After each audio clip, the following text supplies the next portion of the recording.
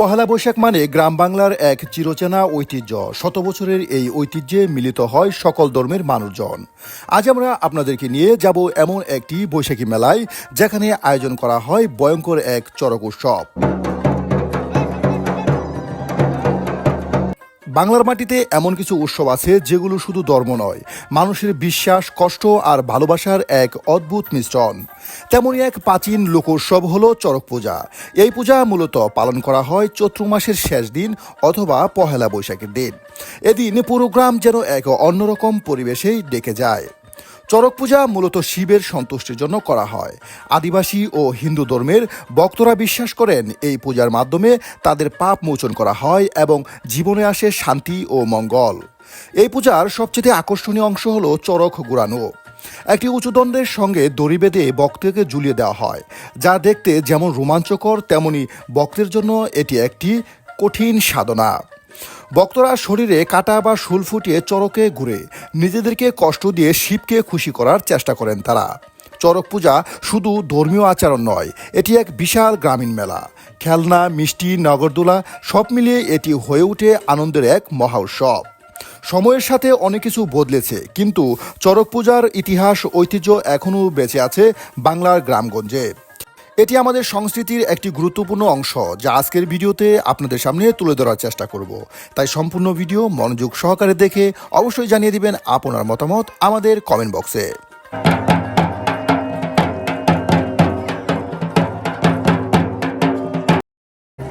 সুপ্রিয় বন্ধুরা, আপনার এটা হলো আদিবাসীদের এক ঐতিহ্যবাহী মেলা। এখানে মুসলমান, হিন্দু, বৌদ্ধ, খ্রিস্টান সবাই মিলে একত্রিত হয়ে একটা চড়ক মেলা আয়োজন করেছে। খুবই নান্দনিক একটি মেলা, গ্রাম ঐতিহ্যবাহী একটি মেলা। এখানে আসলে নিজেকে নিয়ে যায় এক অন্য মাত্রায়। এখানে কিন্তু সুন্দর সুন্দর রমণীরা আছে, আমার দাদা আছে, সবাই কিন্তু একত্রিত হয়ে এই মেলায় উদযাপন করে। দাদা, এই চড়ক মেলা আপনি কিভাবে দেখছেন? এটি খুবই সুন্দর একটা অনুষ্ঠান। সমগ্র এলাকার আসে, এখানে ধর্ম, জাতি সর্বশেষে সকলেই একত্রিত হয়ে একটা আনন্দ উপভোগ করে। প্রচুর লোকের সমাগম হয়, হাজার হাজার লোকের সমাগম হয় এবং শুধু একটা ধর্মীয় উৎসবের উপর নির্ভর করে না, সব কিছু আমেজটা হলো পুরো একটা সবারই পরিবারের সবাই মিলে চলে আসছেন মেলার জন্য। এই যে দেখেন, পরিবারের সবাই কিন্তু চলে আসছে মেলা দেখার জন্য। আসলে এই বাঙালির ঐতিহ্যের এই পহেলা বৈশাখ, এটা আপনি কিভাবে দেখছেন? পহেলা বৈশাখ বাঙালির ঐতিহ্য, এটা তো মনে হয় সবার জন্য একটা সুন্দর একটা উৎসব, সবাই যাতে পালন করতে পারি। আসলে কি এই বছর আরো বেশি এই উৎসবটা পালন হচ্ছে, সেজন্য আমরা এখানে আসছি মেলায় ঘুরতে। ভালোই লাগছে সকাল থেকে এই পর্যন্ত। সবাই উপভোগ করুন এই চড়ক মেলা।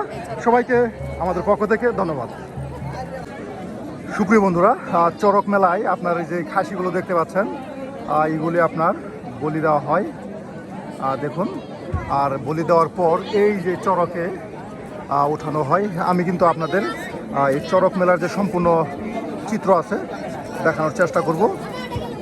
হয়তো আজকের ভিডিওটা একটু লং হয়ে যাবে, এরপরে কিন্তু আপনারা দেখতে পাবেন এখানে বাঙালি সংস্কৃতি, ঐতিহ্য। সুপ্রিয় বন্ধুরা, আমি ওনাদের অনুমতি নিয়ে ভিতরে ঢুকে গেলাম। এই যে এখানে কিন্তু রয়েছে আপনার, এটা ওনাদের একটা চড়ক পূজা বলা হয়। এই যে এখানে কবুতর, বিভিন্ন ধরনের কবুতর রেখে দেওয়া হয়েছে, আপনাদের দেখাই। এখানে এই যে এই বাস্কগুলোতে কবুতর রেখে দেওয়া হয়েছে। যে দাদা পূজা করবে, চড়ক পূজা, তাই না দাদা? এই যে পূজা করা হচ্ছে এখানে। আর এই যেদিকে ঝুল ডগর নিয়ে কিন্তু তারা বসে আছে, পূজা অর্চনা করা হচ্ছে।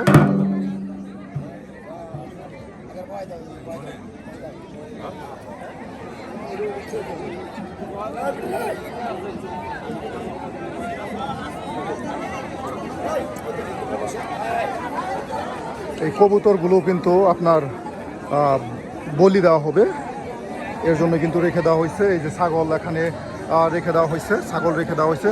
চতুর্দিকে কিন্তু অসংখ্য মানুষ এই চড়ক মেলায় আসছে এই চড়ক দেখার জন্য। আপনাদের দেখায় কত মানুষ চড়ক দেখার জন্য আসছে। এই যে দাদা দেখুন কত বড়, এটি কি দাদা গলায় কি দিচ্ছেন? এটা কি বলে? কি মালা? উদ্যোগ মালা। এই যে দাদা গলায় উদ্যোগ মালা দিয়েছেন। দাদা পূজা করবেন? হ্যাঁ, দাদা পূজা করবে, দেখাই আপনাদেরকে।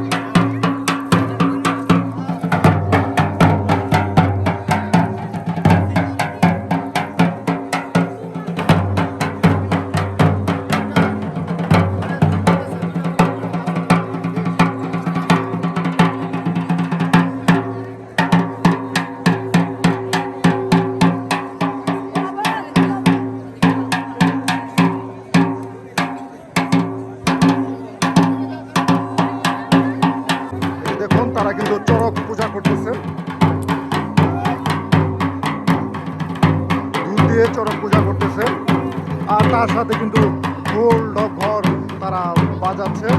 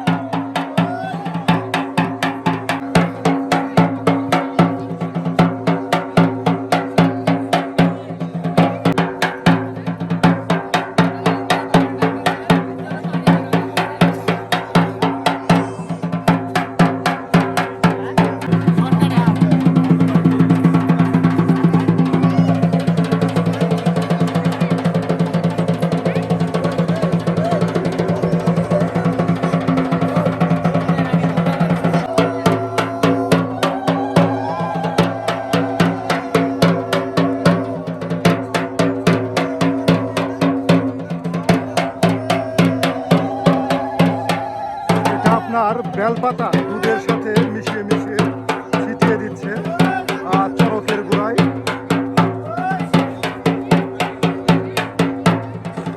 তার সাথে ডাকের শব্দ, যথেষ্ট শব্দ কিন্তু এখানে আপনাদের দেখাচ্ছে।